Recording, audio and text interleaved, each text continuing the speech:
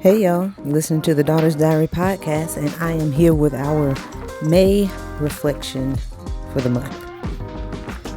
So, my planner, it says reflect on your personal boundaries. In what areas do you need to say no more to create space in your schedule? What new opportunities could you say yes to by creating this space? And I just love these reflect questions in my planner because they're just so good, and they simply are that time for you to reflect, really just on your life, on your boundaries, on your plans, and how to move forward with them. And so, to be honest, I have a difficult time saying no to things. I I I try my best to make sure I'm not volunteering to do something that I genuinely don't want to do or don't see like the purpose behind. And that might sound selfish, and I don't intend for it to, but I try not to volunteer for anything that I know that like I'm just gonna kind of be miserable doing it. And so I don't think that that's necessarily a bad thing. It's a thing. So what I will say about my issue with saying no is that a lot of things that I'm doing, I see the eternal value in doing it. And I feel like I'm so used to being introverted and being in my box and just kind of doing my thing that now I'm a part of me. I hate to say it this way, but maybe that's just how I really do feel. A part of me is trying to make up for the years that I spent just kind of being in my box. And so, yes, we go to church on Sunday, and I was the person who was trying to get out the doors. Not that I didn't want to speak to people or anything like that, but I wasn't like hanging around. Like when service was over, I was totally fine with getting in my car and going home and taking a nap and waking back up and getting ready for my work week. Like that was fine to me because I'm introverted. Like that's what you want to do. That's how you recharge, is being away from groups of people. And so I feel like because I spent so much of my life like that, that now it's time to make up for lost time. And so when it comes to things that maybe Brandon and I can do together or lead together, I have a difficult time saying no because I feel like God God is using all these things around us. And to be honest, we've tried to be very intentional in making sure God has our yes. So it's sometimes difficult to say no because sometimes we feel like what is this, what if this is the thing that God wants us to make sure we're saying yes to. And I will say that again, we are busy, but I do always tell people, yes, I am busy, but I am a good busy.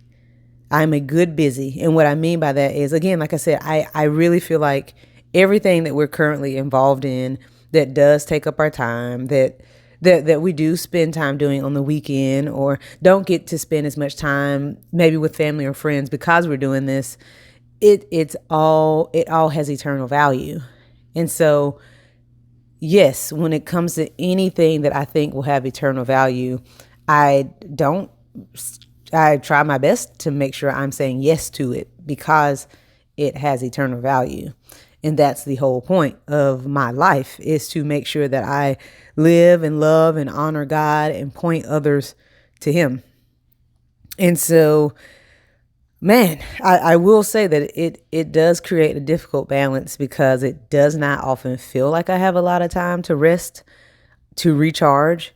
But at the end of the day, I know that God does sustain me. And what I will say is this: our church is very intentional in preaching on the importance of having a Sabbath rest.